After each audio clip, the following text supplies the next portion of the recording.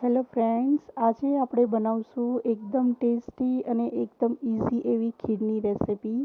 તો આવો રેસિપીને ચાલુ કરીએ. ખીર બનાવવા માટે ગેસ ઉપર એક મોટું વાસણ મૂક્યું છે. એમાં મેં અમૂલનું ગોલ્ડ ફૂલ ફેટ દૂધ લીધું છે. 1 લીટર જેટલું મેં દૂધ લીધું છે. દૂધને આપણે ગરમ થવા માટે મૂકી દઈશું. દૂધ આપણું ગરમ થવા લાગ્યું છે. હવે આને આપણે આ રીતના મિક્સ કરતા રહેવાનું છે, જેથી આપણું દૂધ છે તે ઉભરાઈને બહાર ના જતું રહે. હવે મેં અહીં અડધી વાટકી જેટલા ખીચડીના ચોખા લીધા છે, જેને મેં અડધો કલાક પહેલાં પલાળી રાખ્યા હતા. એમાંથી હું પાણી નિતારી અને ચોખા છે તે દૂધમાં મિક્સ કરી દઈશ. ચોખાને આપણે દૂધમાં જ ચોળવવાના છે. આ રીતના ચોખા અને દૂધને આપણે મિક્સ કરતા રહેવું. 2 મિનિટ અને 2 મિનિટે આપણે દૂધ અને ચોખાને મિક્સ કરતું રહેવાનું છે. તમે જોઈ શકો છો આપણા ચોખા છે તે ઘણા ખરા ચડી ગયા છે, પણ આપણે આને સતત આ રીતના મિક્સ કરતા રહેવાનું છે. હવે આમાં હું અડધી વાટકી જેટલી ખાંડ ઉમેરીશ. તમને જેટલું સ્વીટ પસંદ હોય એ રીતના તમે ખાંડ પ્લસ માઇનસ કરી શકો છો. હવે હું ખાંડને બરોબર મિક્સ કરી દઈશ.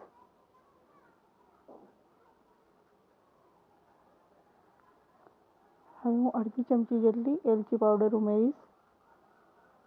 તમને એલચી પસંદ ના હોય તો તમે સ્કીપ કરી શકો છો, પણ જો પસંદ હોય તો જરૂર ઉમેરવું. એલચીથી ખીરનો ટેસ્ટ ખૂબ જ સરસ આવશે.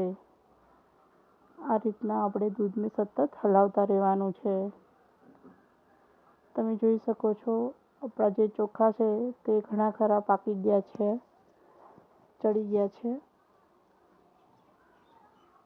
હવે આપણે આને ખીર આપણી ઘાટી થાય ત્યાં સુધી આપણે આને હજી ચડવા દેવાની છે. તમે જોઈ શકો છો ખીર ઘાટી થઈ ગઈ છે. હવે એમાં હું 1 ચમચી જેટલું ઘી ઉમેરીશ. ઘી નાખવાથી ખીરમાં ફ્લેવર ખૂબ જ સરસ આવશે, એટલા માટે ઘી જરૂર નાખવું.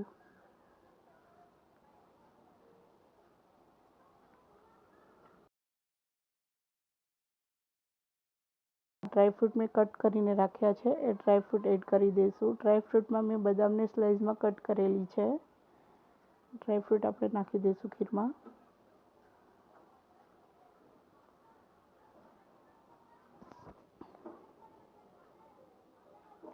તમે જોઈ શકો છો ખૂબ જ ટેસ્ટી અને એકદમ ક્રીમી ખીર બનીને તૈયાર થઈ ગઈ છે.